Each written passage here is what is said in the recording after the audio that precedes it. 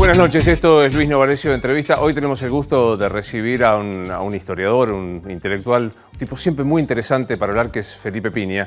En un ratito vamos a estar hablando de la historia más remota, pero también de la historia de estos días, porque pasaron varias cosas en la jornada de hoy.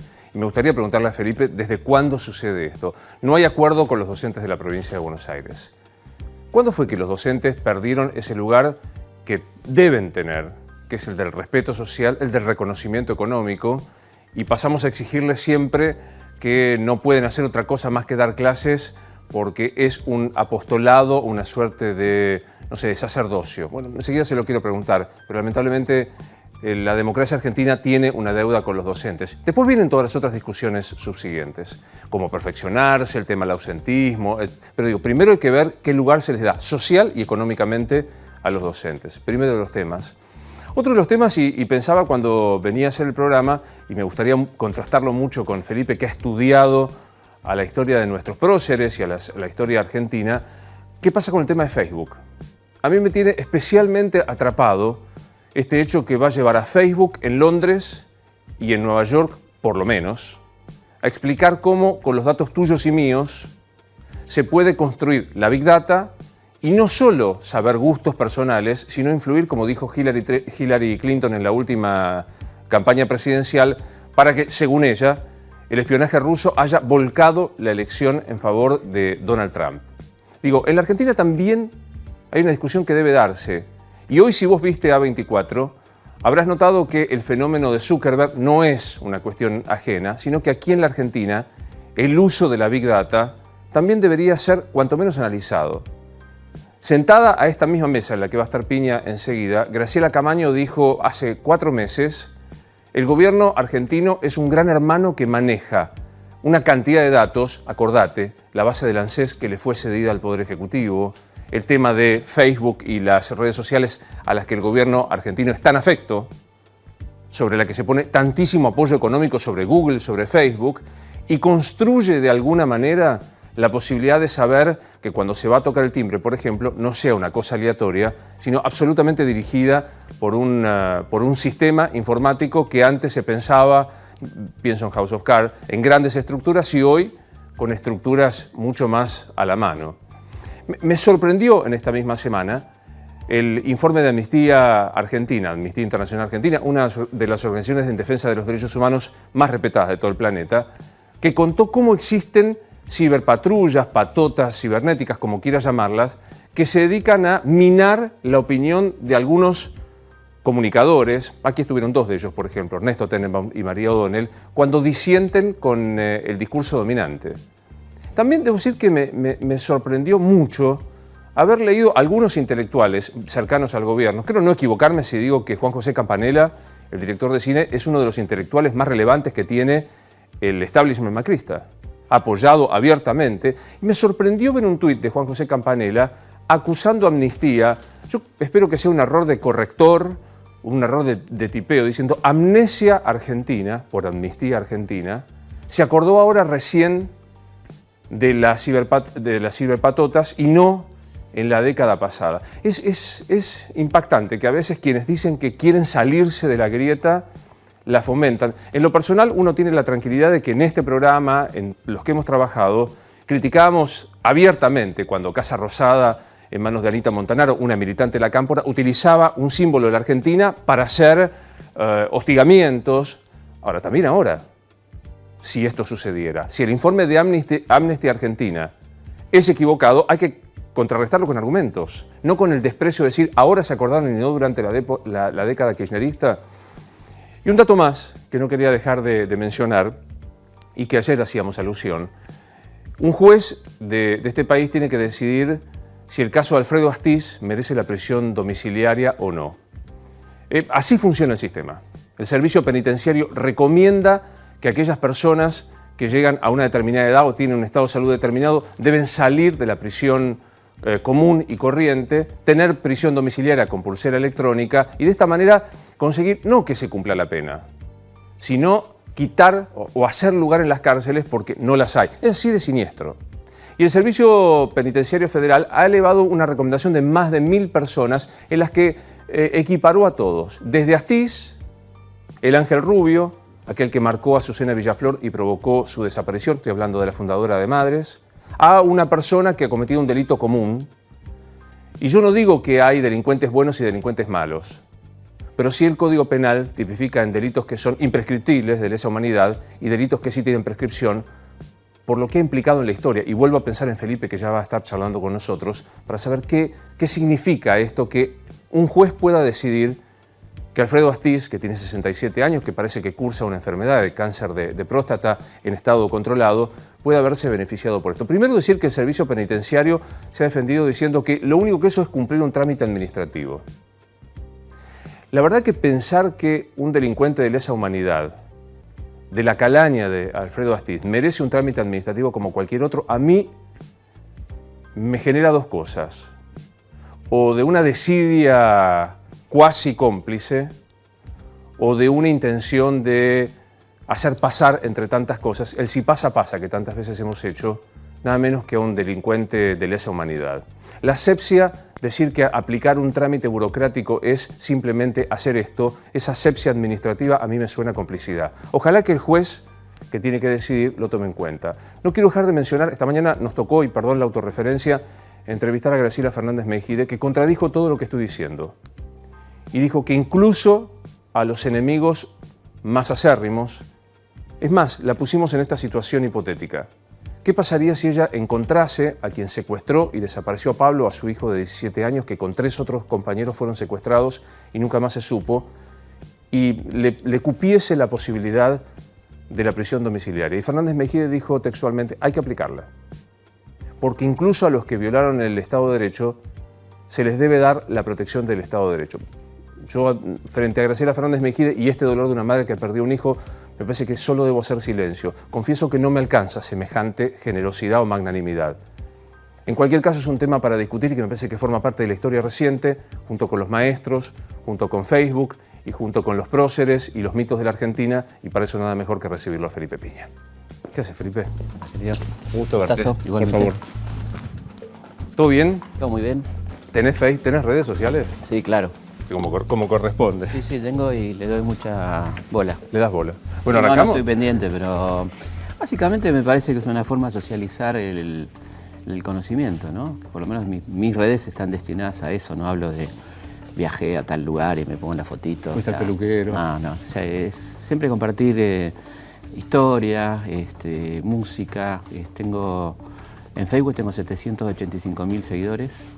Y hay toda una programación que arrancamos con folclore, después música internacional, la efeméride del día, la nota central y alguna cuestión más, generalmente mucho pensando en los docentes, en los profesores, que les pueda servir el material, y eso es lo que la gente agradece. Y lo mismo en Twitter, ¿no? ¿Te da algo de vértigo esto que pasa ahora con Facebook? Que, digamos, algo que todos sabíamos, presumíamos, porque ahora tiene entidad severa. Nos afanaron, 50 millones de personas les afanaron los... Siempre lo supimos, me parece, ¿no? O sea, darse por enterado ahora, bueno, pero siempre lo supimos, que es una red que nace con una intención de espionaje evidente, que basta con que abras tu mail y te digan pasajes al lugar donde vos vas, el hotel a donde vos vas. Estamos completamente espiados, ¿no? Pero bueno, acá hay una intencionalidad política evidente y algo que va mucho más allá. O sea, acá hubo un trabajar para la campaña de Trump, evidentemente, que tiene implicancias para un país como Estados Unidos, donde la verdad es un tema interesante, por lo menos merece sanción. Un presidente tuvo que renunciar, Nixon, ¿no? Por mentir. Creo que es un dato que está bueno, que ojalá llegue acá, ¿no? Voy a contradecir el método de la ciencia histórica, pues supongo que hay que tener una distancia. Pero digamos, ¿te animás a pensar qué momento de la historia argentina estamos viviendo? ¿Cómo se describiría? Un momento complicado, un momento para mí bastante triste, de gran tristeza en cuanto a lo que uno ve, ¿no? A la pérdida de empleo, al modelo descentralizador, un modelo que privilegia lo financiero, un modelo de impunidad. Esto de Astiz yo no creo que sea un trámite administrativo de ninguna manera, y creo que no es casual que a pocos días del 24 se hacen estos anuncios, ¿no? Creo que son anuncios provocadores y con el emblema, ¿no? El monstruo emblemático que es Alfredo Astiz, ¿no? La persona más traidora, más horrenda, como un símbolo, el tigre Acosta, ¿no? Que saldría en libertad. O sea, vamos a respirar el aire con esta gente, ¿no? Bueno, prisión domiciliaria, que es un premio, ¿no? Sí, claro. Así que creo que es un momento, a mí por lo menos me da bastante tristeza y muy peligroso en términos económicos, ¿no? Me separo un poco porque me parece muy interesante lo que vos decís, una cosa de impunidad, una cosa de tristeza, que digamos un ánimo social y una cosa económica. Me quedo con lo primero. ¿Te parece que no es casual? Digamos, ¿vos crees que no es casual al 24 de marzo? Yo creo que esta gente no hace nada casualmente, o sea, bastante estudiado todo lo que hacen. Y en lo del trámite administrativo que se lo cuenten a la Caperucita Roja, ¿no? Yo no creo que sea una cuestión, y justamente estos son los que sobran en la cárcel, digamos. Tenés 1000 que sacar y elegís justo a estos tipos para sacar, digamos, es muy raro, ¿no? Cuando decís esta gente... Digo el gobierno, digo el servicio penitenciario, el Ministerio de Seguridad, digo el aparato muy cercano en ideas a lo que fue el aparato represivo, ¿no? No está muy lejos de eso, digamos.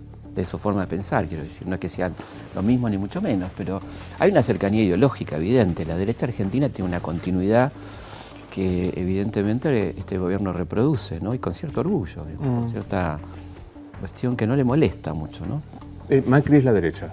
Macri es la derecha, por supuesto. No creo en esta nueva derecha. La derecha no es nueva, no se renueva la derecha. Se renueva marketineramente, digamos, en sus formas de contar, en su forma de expresarse, pero sus profundos elementos centrales, que son un modelo económico restrictivo y de negocios, y el desprecio por el trabajador, es una costumbre de la derecha argentina desde los albores.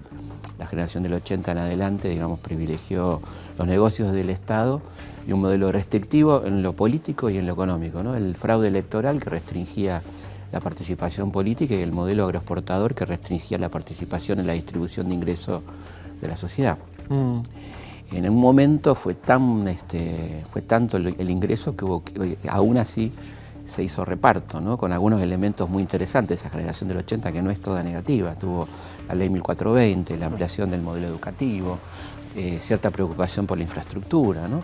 Pero el modelo es un modelo de una derecha que no es liberal, porque el liberal es el tipo que intenta la competencia, la no intervención del Estado. La derecha argentina siempre se preocupó por manejar el Estado y por hacer negocios desde el Estado, ¿no? Desde Juárez Selman y muchos más. Pero no es... El caso más patético es el caso Martínez de Oz, ¿no? Que antes de asumir y durante la asunción de su ministerio estatizó la Ítalo, sí, claro, por 400 millones de dólares, ¿no? Una cifra o sea, impensada, ¿no? Y entonces, bueno, ahí tenés un ejemplo del liberal estatista, ¿no? Digamos, vos decís, Juárez Selman, Martínez de Oz, ¿encontrás reproducciones de este sistema, de esto que vos definís que es la derecha a lo largo de la historia? Digo, ¿Macri se parece a Martínez de Oz se parece a Juárez Selman? Sí, distintos, ¿no? Son distintos momentos, pero hay una continuidad histórica, evidentemente, en ese modelo económico donde vos ves que aparecen las mismas cosas, apertura de importaciones, ahogamiento de la industria, tipo de cambio estable con alta tasa de renta financiera, lo cual provoca un nivel de interés en dólares que luego se torna imposible de pagar y luego viene la crisis, ¿no? Todo más o menos lo mismo de siempre, ¿no? La teoría del derrame vuelve El derrame es un verso que no se lo creen ni ellos, ¿no? El derrame es, aparte, ¿qué sería el derrame? Lo que sobra. ¿Y por qué la gente tiene que tomar lo que sobra? Si la gente es la que produce los bienes, ¿por qué tiene que recibir lo que sobra? ¿No? Esta idea de que si a mí me va bien, a vos por ahí, porque tampoco te dicen seguro. Quizás si nos va bien, a ustedes les puede ir bien. Pero estamos hablando de agarrar lo que queda en el piso, ¿no? Yo lleno la copa, me tomo el champán y si me cae una gotita es para vos. Es muy perverso, ¿no? ¿Se parece esto a los 90? Se parece. Los 90 tenían otra característica y otro contexto mundial. Este contexto mundial es altamente complejo. Yo creo que nuevamente en esta mala lectura de la historia que se hace en Argentina, se cree que somos un país, una isla, y que lo ajeno no nos va a afectar, ¿no? No miramos lo que pasó hoy con el aumento de interés de la Reserva Federal, que esos 25 décimas de punto son para nosotros millones, o qué puede pasar el contexto mundial con este tambaleo del dólar a nivel financiero, una devaluación posible del dólar, o sea, el tema Unión Europea, Estados Unidos, bueno, parece que fuera ajenos, ¿no? Como que la economía argentina se manejara autónomamente, es una economía cada vez más dependiente, más interdependiente, con este modelo de endeudamiento y no se sabe muy bien para qué. Yo estoy haciendo un esfuerzo porque creo que el periodismo somos responsables de esta cosa de, pero antes, pero ahora. Sí. Pero, viste que es una cosa que a mí me tiene bastante cansado, que si vos criticás lo presente, avalás lo pasado, ¿no? Entonces uno tiene que andar como disculpándose, y la verdad que yo fui muy crítico de lo anterior. Y tenés que hacer como y tengo que hacer esta un cosa ejercicio de claro, pero examen, te pasa, ¿no? con cosas como Rosa, ¿no? Hablas de Rosa y decís, bueno, ojo que yo critico la mazorca, pero estás hablando todo el tiempo, tenés que estar diciendo, pero ojo que yo, como si uno tuviera que hacer un equilibrio bastante cansador, ciertamente, ¿no? Y te pasa a vos y me pasa a mí, entonces sí, para vos criticás, pero qué sé yo, pero el otro estaba bien. Es así, digamos, ¿no? Cuando uno critica una cosa no necesariamente avala otra, digamos, pero estamos hablando de este momento que me parece un momento preocupante. Que es un poco lo que yo decía, y no lo quiero personalizar, porque si no va a decir, pero el caso Campanella, ¿no? O sea, decís, ahora Amnistía se acuerda de supuestas intromisiones o hostigamiento, pero el problema es que hay hostigamiento, digamos, las malas cosas no se compensan entre sí. No, pero además Amnistía siempre tuvo informes anuales muy críticos de cuestiones vinculadas a la libertad de expresión, distribución de pauta durante el gobierno anterior. Habría que aconsejarle a Campanella que lea los informes anuales de Amnesty International, ¿no? Que son probablemente una de las entidades más serias de derechos humanos en el mundo. Sin duda. La verdad que enojarse con Amnesty no tiene mucho sentido, por lo menos si uno no tiene fundamentos para... No leí muy bien lo que dijo Campanella, pero si dijo eso, me parece que está bueno que se fije los informes de Amnesty, que es una institución claramente que no es K ni anti-K, ni es M ni anti-M, es mundial, qué sé yo. Esta cosa tan ridícula, ¿no? Muy argentina, de mirarnos el ombligo, que el mundo es K o no K, o M no M, digamos. Sócrates o Platón no entran en ninguna de las dos categorías. Dejémonos de joder un poco también, ¿no? Dame un rato y te los ubico. Claro, ¿viste? Porque no se puede hablar de nada. Entonces, si hablas de, qué sé yo, de Washington, no sé.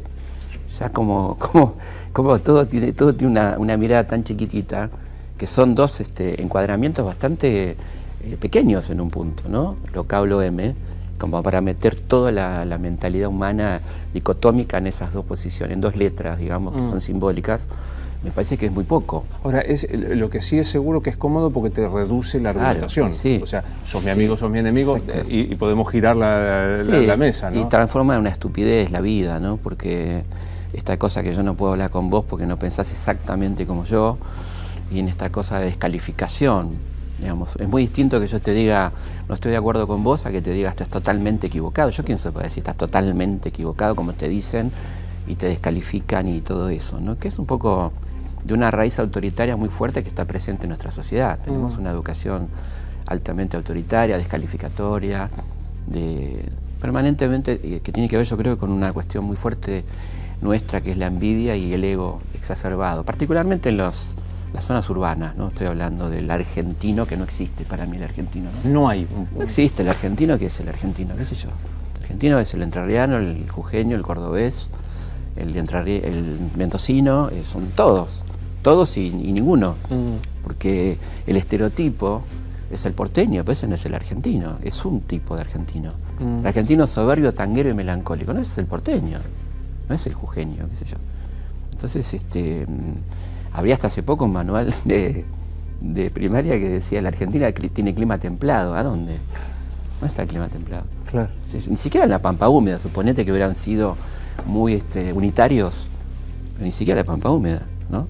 Pero te decís algo que es muy interesante y que me gustaría profundizar. Hay un ego y una envidia instalada. Que viene mucho de este proceso. No tienen la culpa los inmigrantes, sino este proceso migratorio donde te tenía que ir bien. Esto está muy estudiado en las cartas de los inmigrantes. En muchos casos mentían, le estaba yendo muy mal, y mentían que ya habían comprado su casa, que le estaba yendo bien, lo cual instaló, ya pasado el tema de la inmigración, la preocupación por la mirada ajena. Estamos demasiado atentos al qué dirán. Y esta pregunta tan pelotuda que te hacen cuando venís de Europa o de cualquier lado, ¿qué dicen de nosotros? No dicen nada, y mejor que no digan nada, qué sé yo, ¿qué te importa lo que dicen? ¿Qué te cambia? Entonces yo creo que lo importante es que decimos nosotros de nosotros. ¿Cómo te va? ¿Por qué te dice tu vecino? ¿Qué te dice el tipo que vive acá y sabe cómo es la cosa? Lo que digan en Finlandia o en París de nosotros, la verdad que no es muy importante. Pero es una tradición de la mirada ajena y de hecho el tango triunfa en París y después acá, ¿no? Es decir, la referencia a mirá qué grande, ¿no? Lo que dicen. Y es un poco eso. Y la envidia es una componente nacional muy fuerte. Ahora, vos decís algo, esto es bien argentino, digamos, es una idiotez, un caso que no tiene ningún valor, pero... Es mundial también, ¿no? Nos ocupamos de Argentina porque vivimos acá. Obvio. Es muy mundial, sí. Pero hay una mirada muy atenta, digo, uno viaja al Brasil y pareciera más desprejuiciado, hasta en lo físico. Sí, es una sociedad mucho más descontracturada. Es una sociedad que aún en la pobreza disfruta, goza. Acá es toda una cuestión de una gran negatividad, ¿no? Una carga muy negativa y muy atento a cómo le va al otro, ¿no? Porque el otro tiene lo que yo no tengo, digamos, pero no en términos clasistas, que sería quizá positivo, porque sería aspiracional, claro, sino en la cuestión de yo me lo merezco y el otro no, qué sé yo, y no sé. No sé. Ayúdame, yo sé que, insisto, la historia necesita un poco de tiempo, yo te estoy pidiendo que hagas historia de hace 15 minutos, pero digo, tomemos de la democracia esta parte, 83 Alfonsín, los 90 Menem, si querés pongamos un de la Rúa ahí con el Salto, etcétera, etcétera. Los Kirchner, ¿qué tono en la historia te parece que puede llegar a quedar? ¿La relevancia de qué cosa? Yo creo que la democracia está muy en deuda con la sociedad argentina, digamos, en su clase política en cuanto a la capacidad de formación y a la capacidad de adaptación a los temas que se fueron dando en cada momento. Es una clase política que tuvo mucho tiempo y plata para formarse, porque son prácticamente los mismos dirigentes o más o menos, y no lo han hecho, ¿no? Yo creo que hay un déficit importante en la clase dirigente en su formación. Yo creo que todos los que están dando vueltas pueden haber hecho cursos en Harvard, en Oxford, sobraba plata, tiempo, ¿no? Y creo que hay un déficit importante cultural, ¿no? ¿Te parece uno ve, que, por ejemplo, la pobreza de los debates, ¿no? Donde en realidad son reproches. No hay, por ejemplo, planteos proactivos, ¿no? Propositivos. ¿Qué hacemos con la educación? ¿Qué hacemos con la salud? ¿Qué es la política? La política no es una carpeta y muestro que vos robaste o qué sé yo, ¿no? O sea, o no robaste o hiciste esto o tuviste un problema familiar o no, una novia, no sé. Eso no es la política, eso es una perretada, ¿no? Y es lo que uno ve en los programas políticos, digamos. Que de alguna manera nos involucra. Algún colega habla del periodismo patrullero, que parece que fuéramos un periodismo de patrulla, ¿no? Y extorsivo, ¿por qué no? También extorsivo, en un punto. Donde en definitiva, yo no digo que no haya que ocuparse, por supuesto, de los ladrones, de los chorros, de cualquier gobierno, ¿no? Pero eso no es la política, digamos, o por lo menos no es solo, hay un montón que falta, ¿no? Yo entiendo un programa político donde me van a hablar de qué hacemos con la infancia, la vejez, las jubilaciones, la salud, el modelo educativo, cómo pensamos el país de acá a 10 años, no importa que ya no estén, porque parece que hablamos hay que hablar del momento, no sé, un año, a un año vista. Suerte. 6 meses, no sé, ¿no? Felipe, ¿qué te dio curiosidad, Alfonsín, curiosidad intelectual, Alfonsín? Sí, tuve la suerte de tratarlo bastante. Una persona que me resultaba muy querible.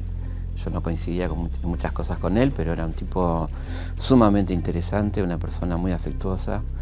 Me contó Ricardo que pocos días antes de morir estaba leyendo un libro mío, Mitos 3, y la verdad que las veces 4 o 5 veces que tuvimos charlas muy profundas y una persona que siempre respeto y respeté mucho, ¿no? ¿Menem te dio curiosidad intelectual? Sí, la verdad que sí. Me hubiera gustado mucho entrevistarlo. Por supuesto que no. Me da la impresión que no. No, sí, a mí me gusta mucho la entrevista y hice mucha entrevista y creo que es una forma muy interesante de investigación histórica, ¿no? Por lo tanto es una persona que me parece muy interesante desde ese punto de vista, no coincidiendo nada, ¿no? Particularmente creo que es una persona que le hizo mucho daño a nuestro país, casi como una segunda parte de la dictadura en términos económicos sociales. Lo que no quita que no me hubiera gustado o no me gustaría todavía hablar con él, digamos, ¿no? ¿Y Néstor y Cristina? Sí, por supuesto, también. Son dos personas altamente interesantes. Cristina es una persona interesante en términos culturales. Acá sí la diferenciaría un poco del resto de la clase política, pero es una persona más ilustrada, ¿no?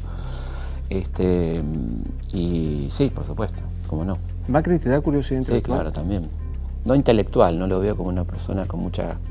de la que pudiera resultar una charla interesante en términos intelectuales, pero sí me interesa esta cuestión de tanta afán de poder y tanta ambición, ¿no? Esta cuestión de vincular negocios con política tan claramente. Desde ese punto de vista, desde el punto de vista intelectual, la verdad que mucho no creo que me interese. O sea, ¿eso te parece que es un signo como distintivo del Sí, presidente? creo que sí, creo que sí. Creo que es una persona muy coacheada, ¿no? Muy preparada desde el punto de vista del marketing político, que un poco emparentado con el marketing económico o financiero o empresarial. Y intelectualmente no creo que sea muy interesante, pero por supuesto sí. Ahí sentada Beatriz Sarlo dijo, a Macri no le interesa la política, no cree en la política. Yo creo que es posible, es posible. Sí, porque forma parte de toda una camada de jóvenes empresarios, etcétera, donde la política termina siendo un elemento de negociación, no un elemento de formación o de capacitación o de mejorarle la vida a la gente, digamos, ¿no? Que es un poco la política, sino es cómo respondo a intereses extranacionales o cómo quedo bien con el fondo y a la vez hago negocios, ¿no? Es un poco, me parece, el espíritu de este gobierno, ¿no? En escasos 2 años para atrás, ¿te animás a leer si Macri ganó por Macri o ganó gracias a la gestión de Cristina? No, por supuesto, ganó por la gestión, por los errores del kirchnerismo, no tengo ninguna duda. Macri no ganó por él. Casi te diría que no ganó, que perdió Cristina, ¿no? No creo que haya ganado, me parece que perdió Cristina y en parte entendible a partir de los gravísimos errores cometidos en términos económicos, comunicacionales, de no entender ciertas características de la clase media argentina, ¿no? Donde lo simbólico es más importante que lo de fondo. Si gente que jamás podía comprar dólares, pero que le molestaba que no se pudiera comprar dólares, por ejemplo, ¿no? El tema del impuesto a las ganancias, que se manejó tan mal. De hoy en día la gente añora pagar ganancias, por ejemplo, ¿no? Pero se manejó tan mal, o el tema de la 125, ¿no? Fue un error tremendo y un error estructural del kirchnerismo para mí, que creo que le costó el futuro, la ruptura con el tronco central del peronismo, que es el movimiento sindical, ¿no? Ese creo que fue el error madre. Particularmente cuando se disponían a armar un dispositivo de enfrentamiento con un poder tan fuerte como el campo y la prensa, ¿no? y la prensa hegemónica, y a la vez que rompía con su único realmente poder serio que podía tener, que era el aparato sindical. Estamos a 10 años de la justo a 10 años de la 125. ¿Reproduce lo que siempre fue la pelea de un sector del campo con el sector más popular o fue otro fenómeno? No, para mí lo interpretaron mal, porque creo que, y esto tiene que ver Lustó, ¿no? En esa interpretación errónea, donde se seguía pensando en un campo oligárquico del siglo XIX o hasta poner la década del 30 del siglo XX, que ya no era. El campo era un colectivo muy complejo, como si vos dijeras la ciudad. El campo no es un campo, el campo es la oligarquía terrateniente que ya mutó en oligarquía financiera, burguesía financiera, terrateniente, financiera, industrial, los pools de siembra, que es otro fenómeno, los pequeños y medianos productores, que aunque no estaban afectados se sintieron solidarios porque se habló del campo en general. Es decir, un error muy grave de comunicación y de implementación. Un error tan grande que unió al productor de mi zona de 20 hectáreas, que había heredado en 3 hermanos, con un pool de siembra o un terrateniente, ¿no? Exactamente, creo que fue un error gravísimo, quizá con buenas intenciones, probablemente, ¿no? De redistribuir riqueza del campo al polo industrial urbano, pero muy mal planteado, sin duda. ¿Escuchás o lees a Durán Barba? ¿Lees o escuchás a Durán Barba? ¿Y? Lo leo en Perfil. Me parece un tipo interesante, tipo que lleva el marketing empresarial a la política, ¿no? Y sobre todo con un fuerte conocimiento de lo comunicacional. En algún caso se va de mambo, me parece, ¿no? Creo que se va un poquito. Pero en general le ha ido bastante bien. Pero bueno, no alcanza, me parece a mí, ¿no? Cuando vos basás la política en el focus group, que funciona un montón, el riesgo, me parece, es vaciar de ideales. O sea, totalmente. Yo no puedo dejar de recomendar todo el tiempo tu libro de Mariano Moreno, por debilidad personal y porque es un libro fuera de serie, el que has escrito. Digo, más allá de la mirada romántica sobre... Moreno tenía ideas. Por supuesto. Me lo imagino. Y está buenísimo que tengas ideas, ¿no? Porque parece ser que la prensa política es una mala palabra, ¿no? La Gaceta era prensa política, entonces, ¿qué tiene de malo la prensa política cuando uno sabe lo que está leyendo, ¿no? Nadie te engaña si estás leyendo una prensa partidaria, una prensa política. El problema es cuando uno se proclama independiente, ahí hay un problema. Si vos decís, yo pienso así y escribo esto, perfecto. Y yo creo que Moreno no engañaba a nadie, era el órgano de la revolución, la Gaceta, ¿no? La Gaceta de Buenos Aires. Claro. Y sí, me parece que es un horror que la política se mida en focus group. O ves encuestas de 1000 casos que te dicen la Argentina piensa, ¿y de dónde? ¿Dónde le hiciste la encuesta? ¿Qué sé yo? ¿Cuánta gente tiene teléfono? No sé, qué sé yo. Y ya ahí empezamos a sacar conclusiones. Que eso es un clásico. Como, o sea, de una puntita hacemos el iceberg, ¿no? Y construimos ahí. Construimos, y creo que eso es muy poco serio, básicamente. A mí no me molesta, digamos, no es que a mí me afecta en lo personal, pero digo, sí me cansa un poco esta cuestión de la poca seriedad en el análisis, ¿no? De cómo ya un tipo se siente habilitado a hacerte un libro a partir de una cosa que no quiere decir nada, qué sé yo. Y es bastante frecuente, ¿no? Esta cosa de hablemos sin saber. Yo hablaba con un amigo que bueno estaría hacer un programa de tele, hablemos sin saber. Bueno, Capusotto hizo claro. un ícono de este claro. Pero, ¿qué sentís cuando nosotros los periodistas decimos Grieta siempre existió, unitarios y federales, azules y colorados? ¿Es verdad esto? Sí, existió, pero también existieron hiatos en la Grieta, momentos de cierta posibilidad de diálogo en la Grieta, ¿no? La Grieta no es una cosa brutal, depende de qué grieta estemos hablando, ¿no? De la grieta de diferencias políticas me parece que siempre se puede zanjar, se puede hablar. No nos podemos sentar a hablar con Echecolás o con Astiz, pero con el resto de la gente te puedes sentar, deberías poder sentarte a hablar, me parece a mí, ¿no? Está dentro del ámbito democrático. Hay casos hermosos de ruptura de la grieta, el caso de Alberdi y Rosas. Alberdi había escrito en su momento un periódico llamado Muera Rosas. Se va al exilio en Francia y se lo encuentra a Rosas en Londres, 1857. Y lo tiene enfrente al tipo que fue su enemigo. Y lo ve en un estado de gran debilidad, porque Rosas era un tipo de escaso poder económico en el exilio, no se llevó plata, se llevó básicamente documentos. Y está con un juicio en ausencia que le están haciendo los unitarios de Buenos Aires, que Alberdi como abogado considera completamente injusto y le ofrece ser su abogado a Rosas, porque cree que se está cometiendo una injusticia. Y Rosas le dice, en un acto que también muy humano, no le conviene, doctor Alberdi, le dice. Porque aparte, por supuesto que Alberdi no lo hacía por plata, porque sabía que Rosas no tenía, y aparte, es un momento para mí luminoso de la historia. Totalmente. Muy luminoso. Y épico, ¿no? Épico, de dos tipos que se odiaban, y que están los dos en el exilio, los dos diciendo que ¿de dónde estamos? Y se miran a la cara y bueno, dicen, mucho gusto, doctor Alberdi, mucho gusto, señor Rosas. Hablemos. Felipe, ¿el peronismo fue, como quieren algunos? No, el peronismo nunca fue, me parece. Primero porque tiene un espíritu de supervivencia muy alto, ¿no?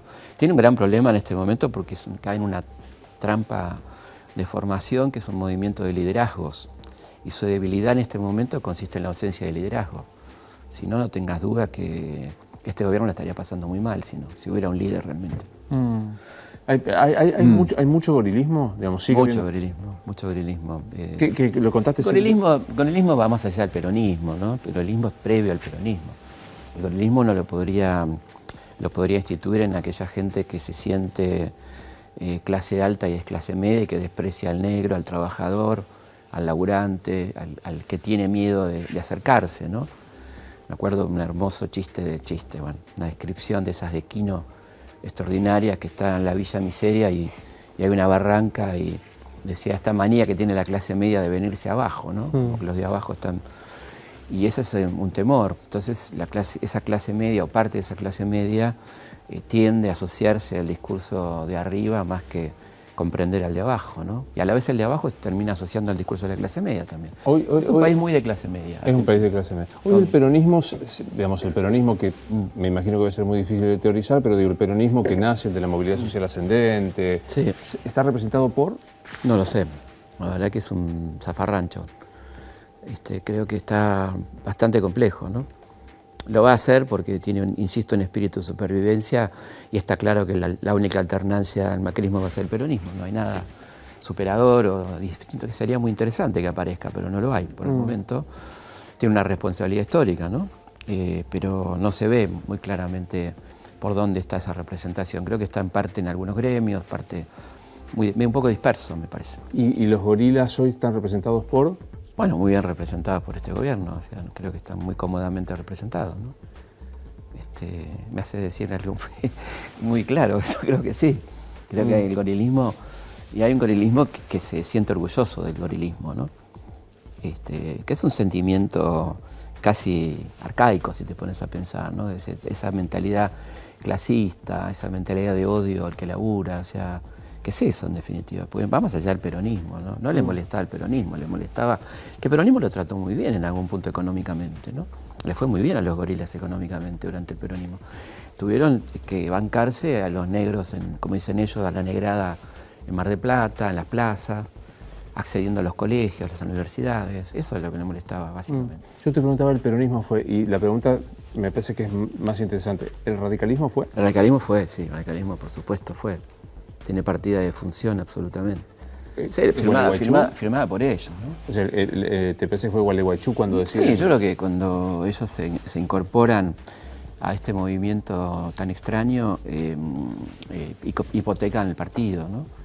Porque efectivamente es un partido que le sirvió al PRO para llegar al poder. Sin el radicalismo hubiera sido imposible el triunfo, porque era un partido nuevo que no tenía aparato, no tenía ni fiscales, ni locales, ni intendentes, y en ese sentido el radicalismo fue totalmente funcional, y creo que el radicalismo corre serio peligro de desaparecer, ¿no? De diluirse y dejar sus banderas históricas, que son muy claras y muy evidentes. Una, tenemos este año 100 años de aquel logro extraordinario de la reforma universitaria que Irigoyen convierte en ley universitaria en 1921. Se cumplen 100 años de esta reforma que tiene una trascendencia mundial.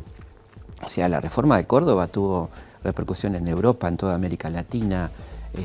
Es la idea de una universidad autónoma con libertad de cátedra, con cogobierno de estudiantes graduados y docentes, que luego tendrá la gratuidad con el peronismo. Es una bandera histórica del radicalismo a la que me imagino que no van a renunciar. El petróleo nacional es una bandera histórica de Irigoyen y de Alvear.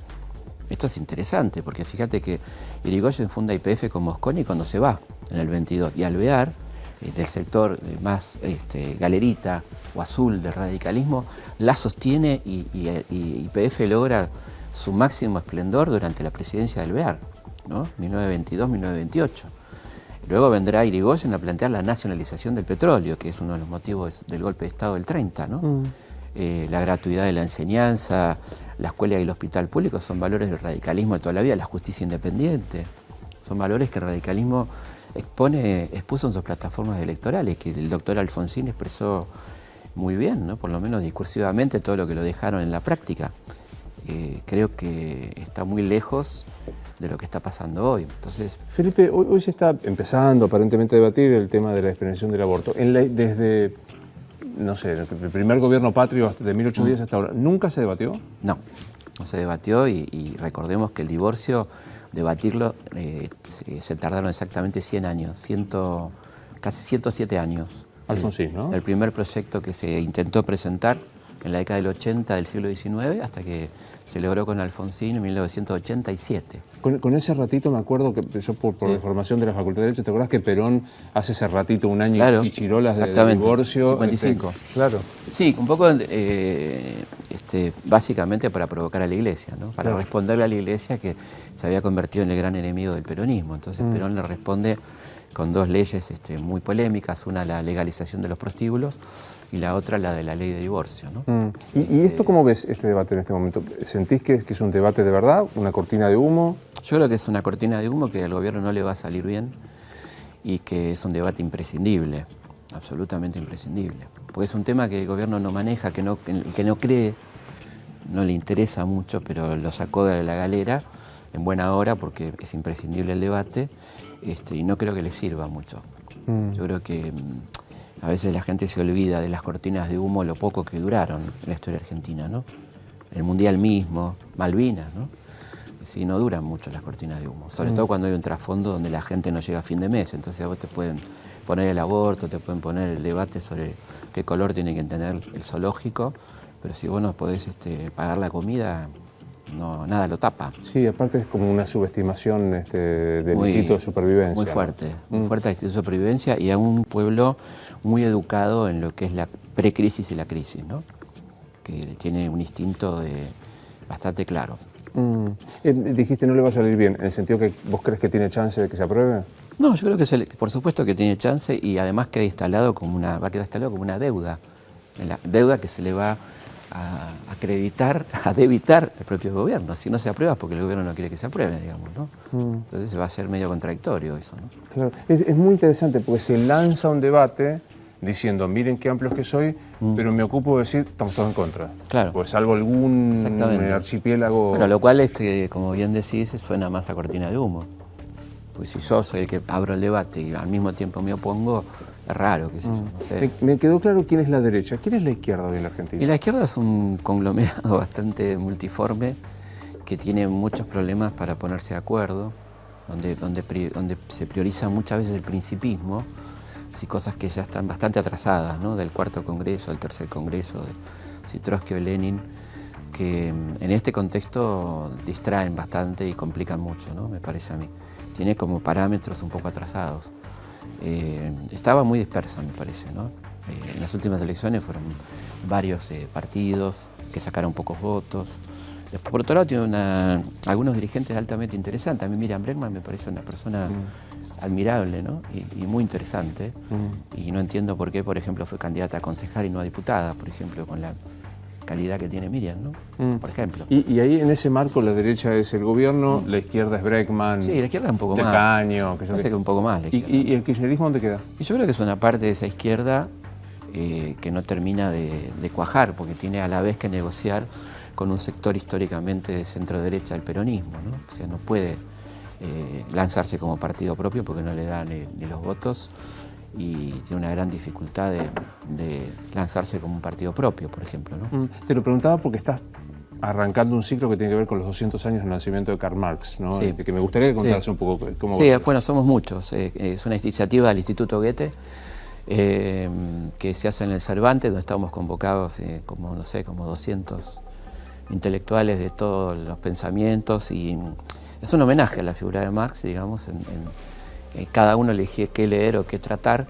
y yo elegí las referencias de Marx a la Argentina, que son algunas cosas muy simpáticas que hace Marx en torno al Río de la Plata, al modelo de producción, a cierta condena que tiene este país por su riqueza, que dice Marx, que un poco sigue a Smith. Recordemos que Marx es un alumno de Smith en algún sentido, ¿no? Del padre del liberalismo, y Smith decía que uno de los grandes problemas del Río de la Plata era su abundancia, ¿no? Que si no la manejaban de una manera interesante iba a ser un gran problema para el futuro del país. Premonitorio. La riqueza fácil. Sí.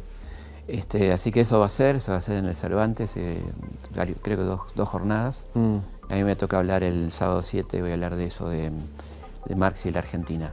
¿Cuánto de actual es la lectura de 1845? Yo creo que todo lo que se puede, por supuesto que sería muy exigente para un tipo que murió a fin del siglo XIX, que su pensamiento sea totalmente vigente. No existe nadie que sea totalmente vigente. Yo creo que hay cosas que él plantea que son muy interesantes. La alienación en el trabajo es un tema totalmente vigente, cómo se aliena a las personas en el trabajo, cómo la plusvalía es un tema totalmente vigente, ¿no? La alienación me parece un concepto... La alienación es un concepto fundamental que sigue totalmente vigente, ¿no? Que ya tiene que traspasa los límites de lo socioeconómico para entrar en lo psicológico, ¿no? Y en muchas cosas más. ¿Te da curiosidad el Papa Francisco intelectualmente? Sí, me encanta. Es un tipo que me parece súper interesante. Estoy tratando de entrevistarlo. Y la verdad que me parece un tipo increíble. Por supuesto que me sorprendió, ¿no? Como a tantos. Sería deshonesto decir que me puse contento inmediatamente cuando lo designaron. ¿Sabías qué? Y venía como una oleada muy conservadora, había hecho cosas bastante conservadoras, esta cuestión de oponerse tanto a cuestiones de género, del aborto, matrimonio igualitario, no me caía muy simpático como obispo de Buenos Aires. Después me parece que en ese contexto, porque uno nunca debe olvidarse del contexto en que la persona se mueve, lo que está haciendo es una verdadera revolución, ¿no? Es un tipo que está poniendo muy en problemas a los obispos que siguen pensando que son reyes, ¿no? Que andan en Mercedes cuando él anda en un 4L, qué sé yo, o vive en una pensión, ¿no? Y ahí vuelve la grieta argentina a leerlo como un faro, digo, cuando se para en Siria y provoca lo de Siria, cuando mira Lampedusa y provoca, pero cuando habla es un puntero del conurba. Sí, bueno, esa es una mirada muy chiquita, ¿no? Yo qué sé, obviamente, me parece que el tipo hay que mirarlo como un líder, el único líder mundial que tenemos en este momento, no hay otro líder mundial. que sea interesante, qué sé yo. Te pones a mirar, no sé, qué sé yo. Trump, Putin. Claro, Putin, Trump, ¿viste? Merkel, ibas a decir. Merkel, por ahí, su cosa. Pero mucha pobreza, ¿no? Intelectual. Macron, qué sé yo, no tenés mucha gente donde mirar. Peña Nieto, qué sé yo. Creo que el Papa es el único líder mundial, me parece. No quiero dejar de mencionar porque hoy renuncia Kuczynski, sí, el presidente del Perú. ¿Qué te merece? Bueno, es un país que es tremendamente acosado por la corrupción, ¿no? De Fujimori en adelante no pudo salir de esa trampa tremenda y de ese modelo tan perverso, ¿no? Neoliberal tan perverso. Kuczynski venía como a ponerle el sello a eso, ¿no? Claro. Siempre que estoy con un intelectual me gusta recomendar que leer. Primero yo empiezo a decir que lean el libro de Felipe de Moreno, que es hermoso. Y aparte enamórense de Moreno, que hace bien. Sí. Y de su mujer, de Guadalupe. Claro que sí. Hermosa mujer. Es mejor que la Moxidal. Sí, una mujer maravillosa que le sigue escribiendo cartas sin saber que él está muerto, ¿no? Esas 14 cartas de amor tremendas que te conmueven hasta las lágrimas, porque si pobrecita ella no sabía que su amor no estaba más en la tierra y seguía escribiéndole, e incluso pidiéndole que no le meta los cuernos, ¿no? Sin saber que ya no estaba. ¿Lo mataron? Sí, claramente. Sí, no sabemos bien el autor intelectual, pero el capitán le da una dosis de ese antiemético que él sabe que es mortal, porque eso se daba en gotas, en un vaso de agua y le da medio frasco, o sea que imposible que el tipo no sepa. Además ese capitán, George Stephenson, desaparece del staff de la Royal Navy. Yo lo rastreé y el tipo es separado de la navegación, ¿no? Recomendarle a alguien que te está viendo y dice, quiero leer algo que me recomiende Piña, lo que te venga. Un libro que se llama H, que es de Binet, que es un francés que habla de Heydrich, que es el cerebro de Hitler, ¿no? Y el libro es extraordinario porque él es un historiador y novelista, ganó el premio a la novela en Francia, donde él permanentemente se plantea si las cosas fueron realmente como él se imagina que fueron, ¿no? Aún sabiendo historia.